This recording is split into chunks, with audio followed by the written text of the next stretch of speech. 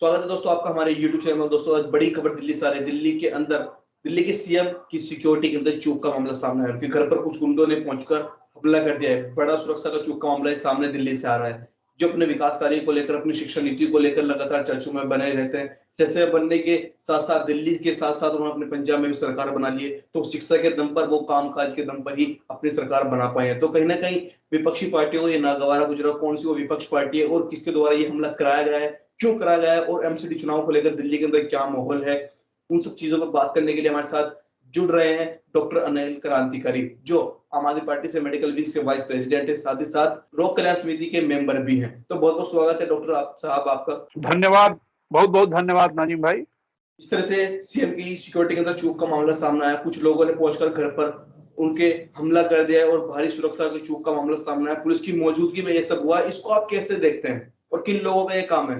ये बीजेपी द्वारा समर्थित गुंडे हैं जो एक चुने हुए सरकार के मुख्यमंत्री को सुरक्षा के घेरे में सेंध लग रहा है, उनके आवास पे हमला किया जा रहा है, आगजनी किया गया, तोड़फोड़ किया गया, जो कि बेहद निंदनीय है।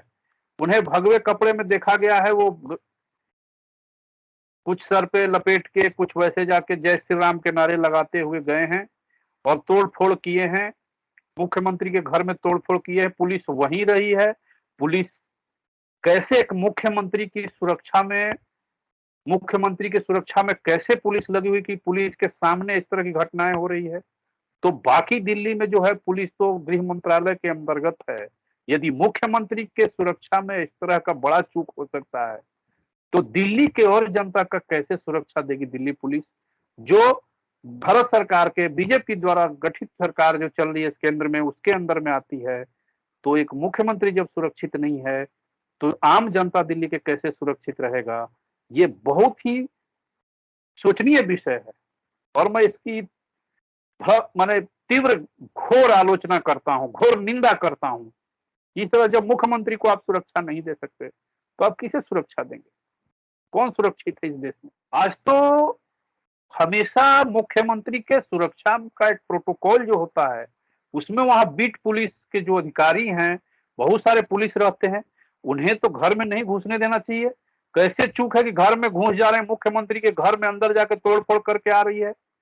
तो ये तो प्रायोजित हमला बोलेंगे इसको, पहले से प्रायोजित, जिसमें पुलिस की सपोर्ट के बाद ये घटना हुई है। बिना पुलिस के सपोर्ट के कैसे कोई घर में घुस के हमला कर सकता है, तोड़फोड़ कर सकता है, आगजनी कर सकता है, पुलिस आंख चुपचाप देखते रहेगी? ये कैसे हो सकता है? दिल्ली पुलिस जो है देश की गृह मंत्रालय के अधीन आती है, यानी अमित शाह के अधीन आती है। तो कहीं ना कहीं देश के गृह मंत्री को आप इसमें इन्वॉल्व मान रहे हैं? जो सत्ता में बैठे उन्हें तो पता होगा ही, या तो उनको ऐसा है कि वो ना जानते हुए उनके ये सब हुआ है, तो ये तो मैं नहीं सोच सकता हूं। क्योंकि जब एक मुख्यमंत्री का सिक्योरिटी हाई लेवल सिक्योरिटी होता है, वो राज्य का प्रधान होता है, उसका जब सुरक्षा में इतना बड़ा चूक हो सकता है तो मैं किसके ऊपर क्वेश्चन और कर सकता हूं? जिसके अंतर्गत में आ रहा है उसी पे तो क्वेश्चन करूंगा मैं, कि आपके अंतर्गत गृह मंत्रालय के अंतर्गत है और गृह मंत्रालय सुरक्षा नहीं दे पा रही है हमारे मुख्यमंत्री को। तो इससे बड़ा निंदनीय विषय और क्या हो सकता है देश में? ये तो बहुत ही निंदनीय विषय है। तो दिल्ली में जो एमसीडी चुनाव होने वाला है, क्या उसके हार के डर से ये सब किया गया, या जो फिल्म आई थी भी पंडितों को लेकर द कश्मीर ये फाइल? ये हार का तो डर है, क्योंकि पंजाब चुनाव जीतने के बाद ये माहौल बना हुआ है बीजेपी के अंदर कि एमसीडी चाहे जो भी कर लो, केजरीवाल जीतने नहीं देगा। तब इन्होंने पूरे एमसीडी को एकीकृत किया, सारे एमसीडी को एक कर दिया। अब इन्होंने एक काउंसिलर का, सुनने में आ रहा है, जैसा कि मैं अभी तक पता मेरे को जो मिला है, ये मेयर की जो है अधिकार एक मुख्यमंत्री के बराबर करेंगे। करें, कोई बात नहीं, लेकिन दिल्ली में एमसीडी के चुनाव के पार हो रहे समय उससे तो करवा लीजिए, उसे क्यों टाले जा रहे हैं? हार का इतना भय अगर नहीं है तो चुनाव कराइए। चुनाव कराने से तो आप पीछे भाग रहे हैं। चुनाव अपने मन अनुसार के अनुसार जैसे मन में आ रहा है वैसे चुनाव आयोग को घुमा रहे हैं। चुनाव टालने का, जब चुनाव का लिमिट डेट हमारा है अभी मार्च अप्रैल, चुनाव का अभी तक कोई अता पता नहीं है, तो ये कैसे कह सकते हैं कि आप नहीं डर रहे हैं हमारे पार्टी से? आम आदमी पार्टी से बीजेपी को पंजाब जीत के बाद भय का माहौल बीजेपी में है कि कहीं कुछ भी हो जाए, केजरीवाल एमसीडी नहीं जीतने देगा, चाहे जो हो जाए। तो हमला करने वाले ये वो लोग तो नहीं है जो दो कश्मीर फाइल्स को लेकर नफरत फैलाने लगातार लगे हुए हैं, नफरत फैलाने। और अरविंद केजरीवाल इस ऐसा तरीके से होकर कहा कि टैक्स फ्री करने की फिल्म में कोई जरूरत नहीं, अरविंद आप यूट्यूब डाल दीजिए, टैक्स फ्री हो जाएगी। क्या ये वे लोग हैं जो चिढ़ रहे हैं? अरविंद केजरीवाल जी ने सही तथ्य उठाया कि फिल्म दिखाने से तो किसी के दर्द पे मरहम नहीं किया जा सकता। यदि आपको मरहम ही करना है तो हमारे सांसद श्री संजय सिंह ने बोला कि मैं अपने पूरे साल का जो है संसद निधि में दे देता हूं कश्मीरी पंडितों को। उस तरह से आपको ये स्टेप उठाइए, कदम उठाइए, तो ये फिल्म दिखा के फिर से पुराने घावों को, जख्मों को नमक डालने जैसा है ना।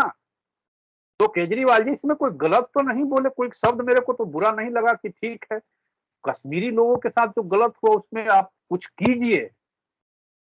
ऐसा नहीं कि हम बस फिल्म दिखाएं, देश में माहौल खराब हो और लोग एक दूसरे में कटे मरे।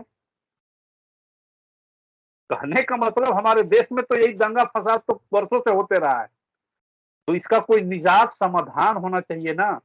देश को आगे बढ़ाना है कि नहीं बढ़ाना है, देश का विकास करना है कि नहीं करना है। यदि विकास करना है तो विकास की राजनीति का फिल्म दिखाइए। यदि कश्मीरी पंडितों से इतना हमदर्दी है कश्मीर फाइल से, तो सब अपने जितने उनके सांसद हैं, जितने बीजेपी की गवर्नमेंट है, सब लोग अपने पूरे साल का फंड दीजिए, तब जानेंगे कि मूवी बनाने से अच्छा तो ये काम बहुत अच्छा हुआ।